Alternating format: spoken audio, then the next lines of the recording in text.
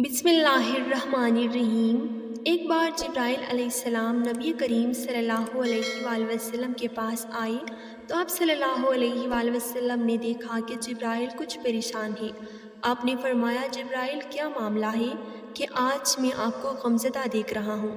جبرائیل علیہ السلام نے عرض کی، اے محبوب، کل میں اللہ پاک کے حکم سے جہنم کا نظارہ کر کے آیا ہوں۔ اس کو دیکھنے سے مجھ پر غم کے آثار نمودار ہوئے ہیں۔ نبی کریم صلی اللہ علیہ وآلہ وسلم نے فرمایا، جبرائیل مجھے بھی جہنم کے حالات بتاؤ۔ جبرائیل علیہ السلام نے عرض کی، جہنم کے کل 7 درجے ہیں، ان میں جو سب سے نچلا والا درجہ ہے اللہ اس میں منافقوں کو رکھے گا۔ اس سے اوپر والے 6 درجے میں اللہ تعالیٰ مشرک لوگوں کو ڈالیں گے۔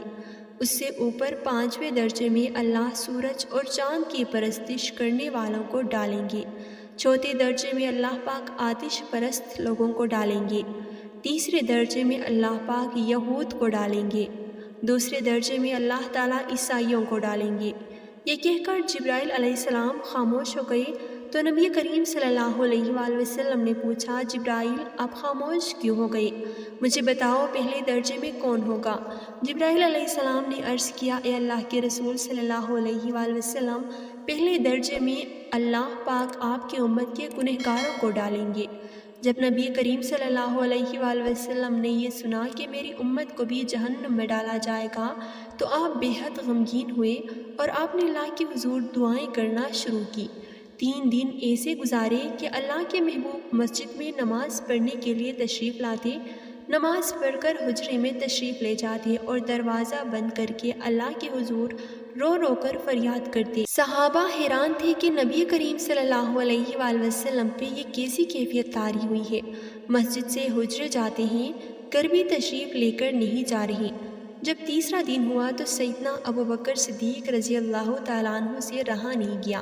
وہ دروازے پہ آئے، دستک دی اور سلام کیا، لیکن سلام کا جواب نہیں آیا۔ آپ روتے ہوئے سیدنا عمر کے پاس آئے اور فرمایا کہ میں نے سلام کیا لیکن سلام کا جواب نہ پایا، لہٰذا آپ جائیں، آپ کو ہو سکتا ہے سلام کا جواب مل جائے۔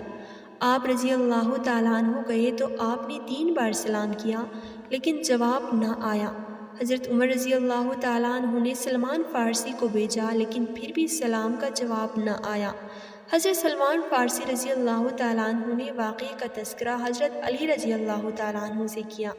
انہوں نے سوچا کہ جب اتنی عظیم شخصیات کو سلام کا جواب نہ ملا تو مجھے بھی خود نہیں جانا چاہیے، بلکہ مجھے ان کی نور نظر بیٹی حضرت فاطمہ کو اندر بھیجنی چاہیے۔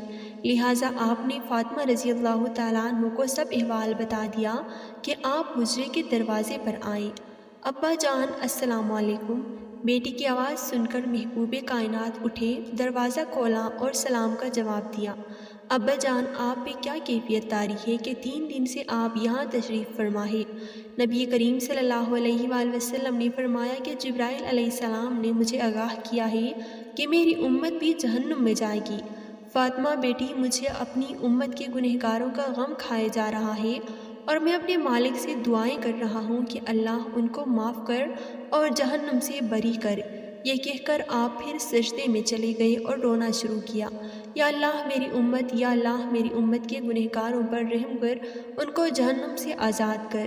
کہ اتنے میں حکم آیا، وَلَسَوْفَ يُعْطِيكَ رَبُّكَ فَتَرْضَىٰ، اے میرے محبوب غم نہ کر، میں تم کو اتنا عطا کر دوں گا کہ آپ راضی ہو جائیں گے۔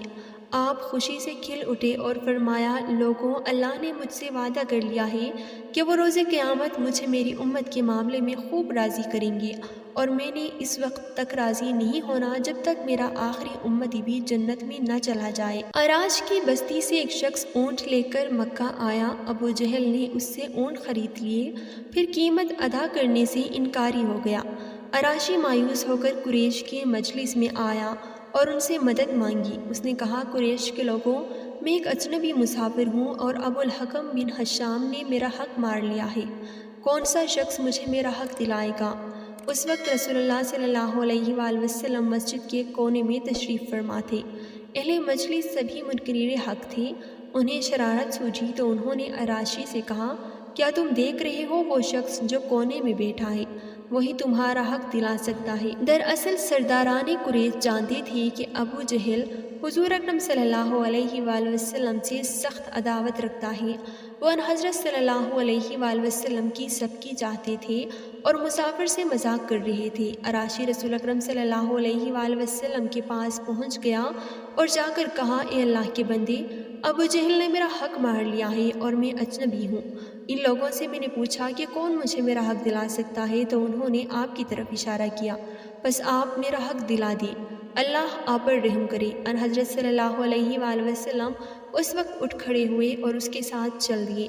قریش کے لوگوں نے دیکھا تو اپنے میں ایک شخص سے کہا، اے فلان، ان کے پیچھے جا اور دیکھ کر آ کیا تماشا بنتا ہے۔ رسول اللہ صلی اللہ علیہ وآلہ وسلم اجنبی کو لے کر چلے اور دروازے پر پہنچے اور دستک دی۔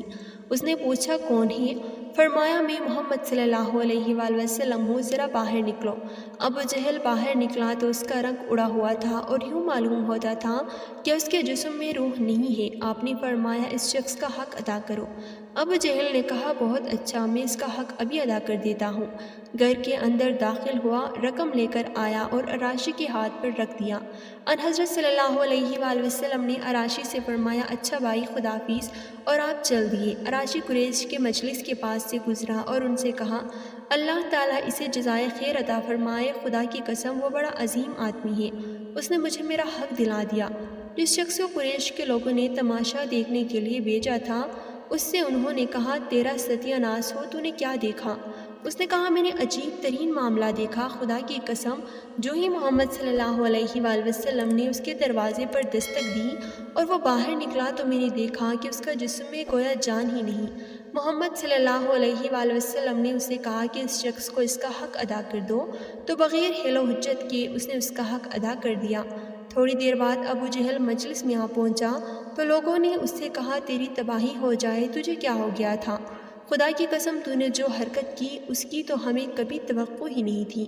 ان کی باتیں سن کر ابو جہل نے کہا، تمہاری بربادی ہو جائے، خدا کی قسم، جو ہی محمد صلی اللہ علیہ وآلہ وسلم بن عبداللہ نے میرے دروازے پر دستک دی اور میں نے اس کی آواز سنی تو میرے اوپر رعب طاری ہو گیا۔ پھر میں دروازہ کھول کر باہر نکلا تو کیا دیکھتا ہوں کہ اس کے سر کے اوپر فضا میں ایک سانڈ اونٹ معلق ہے۔ اس اونٹ جیسے کوہان گردن اور دانت میں نے کبھی کسی اونٹ کے نہیں دیکھے۔ خدا کی قسم، مجھے یوں محسوس ہوا کہ اگر آج میں نے انکار کیا تو وہ اونٹ مجھے کھا جائے گا۔ اللہ تعالی ہم سب کو دین کی سمجھ نصیب فرمائے اور ہمارا خاتمہ ایمان پر کرے۔ ناظرین، کمنٹ باکس میں اللہ تعالیٰ کے 99 ناموں میں سے ایک نام ضرور ٹائپ کریں۔